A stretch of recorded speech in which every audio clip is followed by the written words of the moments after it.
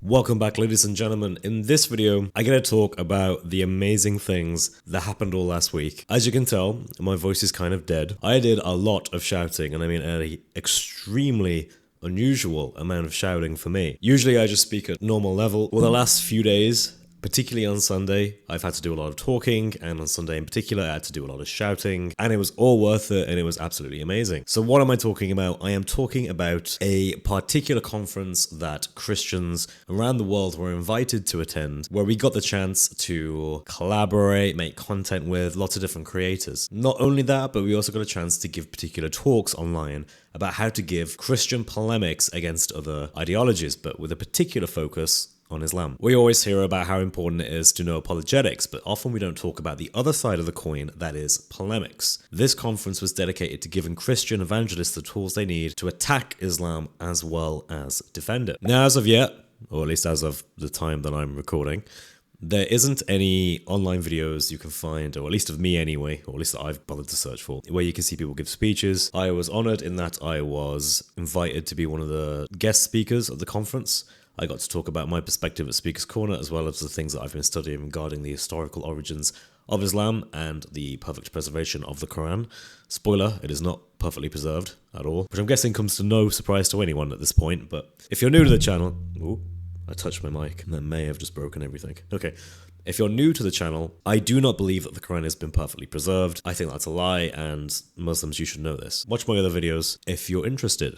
So at some point, there's videos of me giving these guest talks will be online, and you guys can watch them and enjoy them. I'll probably also mirror them on my channel as well. The conference was very well attended.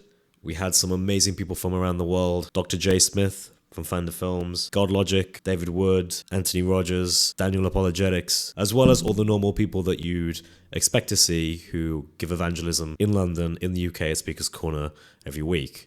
So you had Bob, Thomas Apologia, Sig, Ananda, pretty much everyone who you could imagine was there. And also, if I've forgotten anyone, I am deeply sorry. I'm just listing names at the top of my head. I'm pretty sure I've probably forgot some people, but my apologies, you know who you are. Everyone there was amazing. So you can expect to see that content come some point in the next few days or over the next week or something. We also made some, I guess you could kind of say like comedy content. I've just put up a trailer. I will link to it here or here, somewhere there'll be a link to it, where I just have some clips of all the different people we interviewed in the style of Towards Eternity, that well-known Muslim channel. You know, where there's like two Muslim guys who are Russian for some reason, like to interview Muslims and give them really hard questions.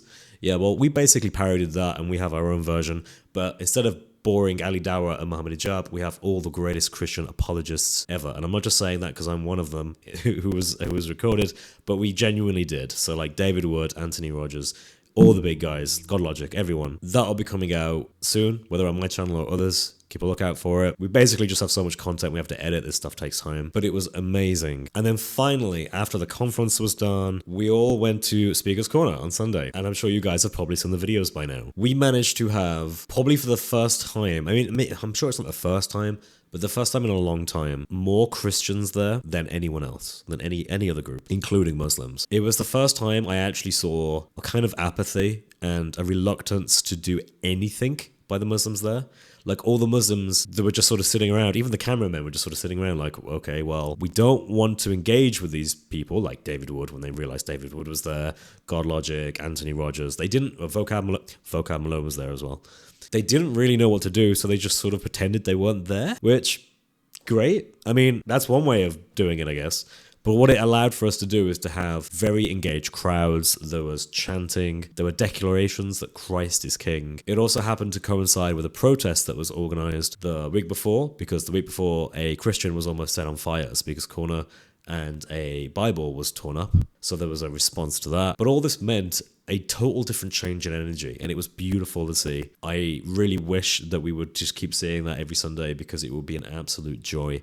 Rather than seeing two or three Muslims for every one Christian, it was flipped. It was 3 Christians for every 1 Muslim. So there was no way they could crowd and swamp and prey on people anymore. They instead had to deal with the opposite effect. They had to deal with the fact that they were completely outnumbered. They couldn't really do the typical Dao tricks. As always, there was some violence. The only one I saw, and this is as far as I'm aware, there was only one case of violence. There was a guy who wasn't happy that there were so many Christians chanting Christ is King, because, gosh, having to deal with chanting, I wonder where we get that. I wonder where we see that every week on Sunday at Speaker's Corner. But he didn't like it, so he decided to take his belt off and decided to whip people. He decided in particular, I think, to whip Sig, the black guy. Yes, they did try to whip him. And no, I don't think they were thinking about how that's going to look in terms of optics afterwards. But anyway, they were quickly removed by the police, so that was sorted very quickly. I got a chance to be on the ladder with Jay Smith, and it's the first time I was ever on a ladder. I had to meet the same level of energy as Dr. Jay Smith, and I tried so much. I was able to do a good amount of volume for a long time, but eventually my voice was dying. I truly tore my voice to shreds. To shreds, you say?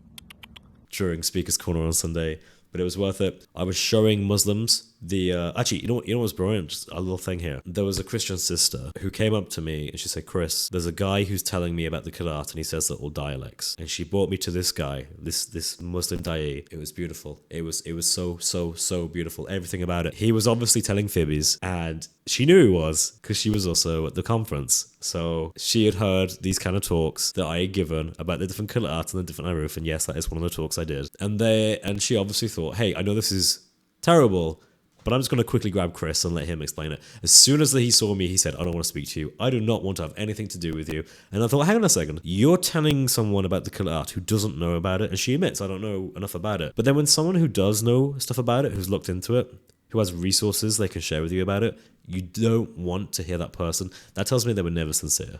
Never sincere. And it was hilarious. I showed him different Arabic and he refused to comment on the different Arabic and pretended that all of a sudden he couldn't read Arabic.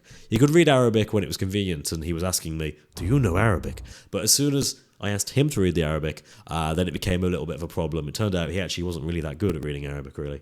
Especially when there are different Arabic sentences from the same Quranic verse that contradict each other. Then all of a sudden, he's very bad at Arabic. But either way, Suraj came, the tiny criminal, and his favourite hobby is being escorted from Speaker's Corner for being overly aggressive. But on this occasion, his other hobby was trying to troll Christians and to disrupt evangelism. So he wanted to disrupt me, and I thought, okay, you know what, I'm going to take this.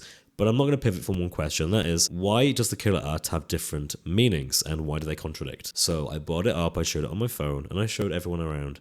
And the whole Muslim audience was quiet. They couldn't figure out an explanation. There was another Muslim da'i called Yemeni who was trying to explain to Suraj that the example he was giving, that the Aruf are literally the Qur'an and that the Qur'an are nothing more than dialects, was factually wrong from a basic Islamic point. But Suraj is quite prideful and didn't really want to hear it. So he just talked about the Bible, the classic Tukokwe whataboutism that Islam fundamentally is. And after asking him what the Aruf are and him not being able to give an answer, I left that and thought, that's beautiful as it is. And I went round to many da'is because I wanted them to understand something. I wanted them to understand that the Christian YouTuber who does polemics against Islam, the largest, most well-known, most well-sourced, most well-referenced person who that is here at Speaker's Corner today. You can humiliate him with your superior religion that you believe is better, and you can demonstrate it through argument. That's why you're here. That's why you do dawah at Speaker's Corner, that place of debate. For hundreds of years, here's your big moment. Here's your opportunity. Not a single one of them wanted to go anywhere near him. They stayed the hell away. At one point, I saw Mansour walk past David Wood, and he looked at the crowd, because there were crowds by David Wood, who would have guessed. And, he's quite small, but he got on his tiptoes and he saw him, and then he carried on walking. He didn't want anything to do with that. Mansour actually debated God Logic. But here's the interesting thing. If you watch the debate and pay attention to the beginning part, it's on God Logic's channel, by the way. You should check it out. It's got over 100,000 views already. Mansour asked some questions that imply that he didn't really know who Avery is, who God Logic is. He said things like, "Is this your first time at Speaker's Corner?" Now that's an interesting question. Because they've already agreed to debate, right? So why is he asking him, "Is this your first time here at Speaker's Corner?" It's almost as if he wants to make sure that he doesn't have prior experience of debating at Speaker's Corner. And of course, Avery answered truthfully. He said, no, I've never been a Speaker's Corner before, because he hadn't. So I think that Mansour foolishly thought that this man was just a newcomer to Speaker's Corner, when in reality, he's one of the best debaters on YouTube, particularly against Islam. And Avery demolished him. It was brilliant. Really watch that video. I can't big it up enough. It was truly amazing. David Wood wore his famous, well, I'll say famous, it's now famous, I guess, shirt with the Quran verses written on it, which was amazing. Siraj tried to troll David, which is kind of the only thing they have. But it didn't really work because it just gave David more of a platform to just explain his thoughts on Muhammad. So really, Siraj is just giving David a bigger platform, which was brilliant. So thank you for that, Siraj. And overall, the day was just amazing. We all had fellowship and communion afterwards. It was just beautiful. There wasn't a single part of it that I don't think couldn't have gone any better. There were some amazing people at the conference as well, just to mention. Some really intelligent speakers. We had some of the world leading specialists at the conference who gave talks about Islamic origins and Quran preservation, etc. It blew my mind. I still need to read, and I have a ton of more things to read. Thanks to, in particular, to a certain person who's been a long-time supporter of me. You know who you are.